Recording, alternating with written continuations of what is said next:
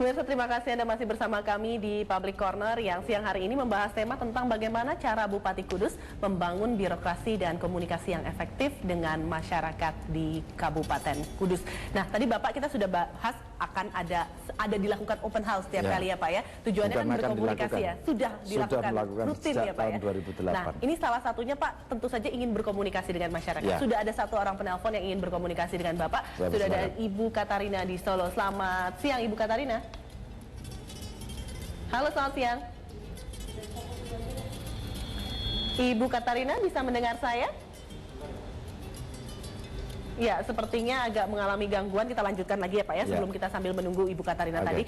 Nah Pak, tadi kan Bapak mengatakan bahwa open house sudah rutin dilakukan sejak kepemimpinan Bapak ini sudah masuk periode kedua ya Pak ya. Apa saja Pak yang didapat dari open house? Jadi begini, kami sepanjang mulai menjabat jadi bupati di tahun 2008, guna saya lakukan open house itu bagaimana seluruh warga masyarakat di Kabupaten Kudus, khususnya warga kami, ini bisa merasakan apa sih sesungguhnya orang datang ke pendopo kabupaten. Ini kalau masyarakat umum, awam, ini kan menjadi sebuah sebuah keistimewaan ya. Kebanggaan ya Pak ya, ada kebanggaan tersendiri. Bahwa oh saya bisa ketemu Pak Bupati, bisa ketemu di kabupaten dan lain sebagainya.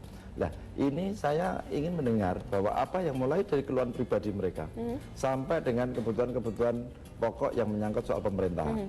Salah satu contoh di setiap kegiatan ini mesti mereka akan menyampaikan apa-apa yang terjadi minimal di lingkungannya. Yang kedua bahkan ini kadang-kadang kami juga merasa geli ya biasa bahwa kadang-kadang urusan perceraian pun lapor sama Pak Bupati ya, ini yang aneh. Sampai masalah yang paling pribadi sekalipun ya Pak ya. Pak saya mengalami gini begini, kecuali kalau misalkan di birokrasi misalkan karena mereka PNS dan sebagainya izinnya terlalu lebat dan lain sebagainya, atau bahkan soal izin misalkan, atau bahkan misalkan Pak untuk jalan ini rusak, oh Pak untuk kebutuhan ini, oh Pak ini semuanya belum beres dan lain sebagainya. Lah ini yang lebih kebanyakan itu adalah satu tentang kesehatan, yang kedua adalah tentang pendidikan. Karena saya menanggapkan untuk membangun fondasi yang kuat, bahwa untuk membangun sumber daya manusia yang baik adalah melalui pendidikan. Nah pendidikan inilah menjadi sebuah pokok bahasan kami, sehingga kami jangan sampai merasa orang-orang yang tidak mampu ini tidak bisa bersekolah. Ini yang terpenting. Sehingga di dalam acara open house setiap hari Selasa mulai dari pagi sampai jam 4, kadang-kadang sampai sore, karena mereka juga kadang-kadang bekerja dulu, setelah bekerja pulang mampir, ya. Nah, ini terus kita dengar. Faktanya dengan cara seperti ini lebih efektif dan mereka juga lebih senang bisa langsung ketemu. Kecuali seperti hari ini misalkan, saya harus minta kepada staf untuk menerima tamu, tolong diinventaris dulu, atau kalau pas ada acara-acara yang tidak bisa saya langsung selesaikan, nah ini misalkan pas ada acara di luar daerah atau bagaimana, ini semua diinventarisir. Nah diinventarisir inilah, dan saya selalu katakan tolong selalu sampaikan nomor telepon saya, sehingga kalau ada segala sesuatu mereka pasti akan menghubungi kami. Itu bisa dikontak langsung ya Pak? Bisa dikontak langsung dengan nomor telepon saya. Dengan mendapatkan tanggapan yang langsung dari Bapak? Dan saya rata-rata SMS sehari, awal dulu bisa 300 SMS, tapi saat sekarang sudah mulai berkurang, mulai turun dan lain sebagainya. Baik, sepertinya sudah kita siap untuk sapa Ibu Katarina di Solo. Selamat siang Ibu Katarina. Selamat siang Mbak. Ya Ibu Katarina silakan Bu. Ya, saya mesti mengucapkan ke Pak Bupati Kudus ini. Wow. Terima kasih. Wow. Ya. Beberapa kali saya lihat di Metro TV atau di TV lain Pak. Hebat ternyata SDM-nya Bapak begitu keras sekali mendidiknya, sehingga mungkin ini pemikiran untuk jauh ke depan ya Pak ya. Sehingga masyarakat Kudus begitu siap untuk masa depannya. Dan yang saya salut di Kudus itu, saya apa saja mencari pasti ada, mulai dari pelek, batik, sekarang pun sudah semakin kreatif. Gitu Pak. Jadi untuk masyarakat Kudus selamat mungkin ya mendapatkan Pak Bupati yang benar-benar bekerja keras untuk Kudus ini Pak. Bu Katarina, apakah mungkin punya pertanyaan untuk Pak Bupati? Iya, ini Pak pertanyaannya. pendidikan 12 tahun, Ya.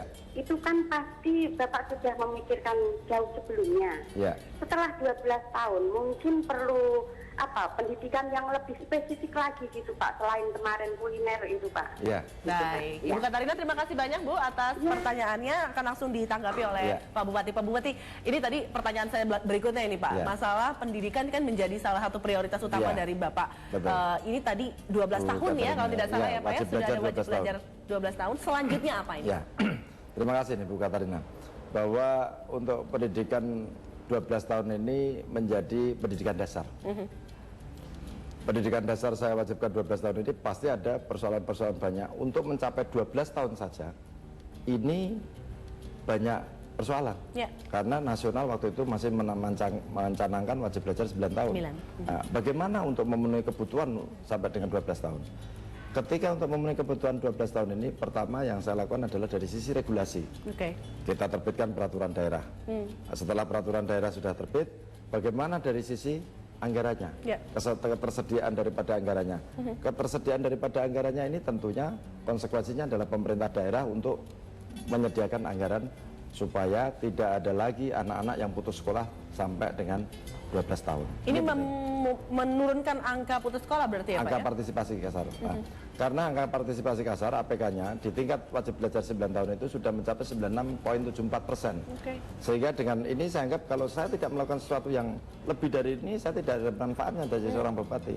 Maka tadi apa yang disampaikan oleh Bu Katarina, ketika nanti bagaimana setelah 12 tahun selesai, maka 12 tahun ini kami concern mungkin seperti yang di tayangan ini ada. Kami untuk fokus di SMK-SMK, ya ini seperti SMK Muhammadiyah, ini kita juga adakan kerjasama dengan Cisco. SMK negeri kita ada kulinernya, termasuk SMK PGRI saat ini kita persiapkan untuk spanya. SMK Banat di Kudus Nahdlatul Ulama ini kita fashionnya, ya termasuk SMK Wisuda Karya yang swasta ini dengan teknik mesinnya yang kita kerjasama dari Jerman.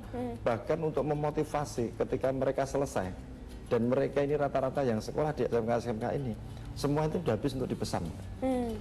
Ketika kita motivasi, bagaimana motivasi kita? Kita datangkan Pak Marlok dari UGM Jogja, kita hadirkan. Yuk kita motivasi bersama. Bahwa ibunya ini kalau nanti anaknya setelah lulus dari SMA, SMK, karena mereka sudah punya bekal keterampilan, mereka bisa langsung bekerja. Mereka bekerja punya lisensi, punya sertifikat. Nah, ketika dia punya sertifikat, saya persilakan Anda bekerja. Nah, setelah bekerja dengan baik, tolong jangan lupa untuk pembiayaan kuliahmu. Nah, ini saya minta hal-hal seperti ini terus-menerus kita lakukan sehingga kegiatan-kegiatan ini tidak akan ada hentinya. Nah, itulah Bu Katarina tadi yang disampaikan. Nanti setelah ini bagaimana?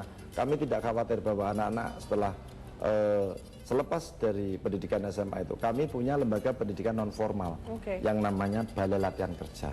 Ini juga cukup besar, kami sediakan baik sarana prasarana, termasuk untuk manajemen trainingnya, termasuk kegiatan penyaluran daripada mereka. Jadi saya persilakan, misalkan nanti orang yang dari luar Kudus mau belajar di Kudus, menjadi warga di Kudus, setelah selesai kembali ke daerahnya masing-masing, saya persilakan. Itu boleh juga ya Pak boleh, ya? Boleh Luar juga, biasa. karena sepanjang masih di NKRI. Baik, Pak kita tahan terlebih dahulu ya Pak ya. Tadi kita sudah bahas tentang pendidikan, masalah kesehatan dan UMKM juga belum kita bahas. Tapi kita harus terlebih dahulu jeda. Pemirsa jangan kemana-mana. Usai jeda berikut ini kami segera kembali untuk Anda. Tetaplah bersama kami di Public Corner.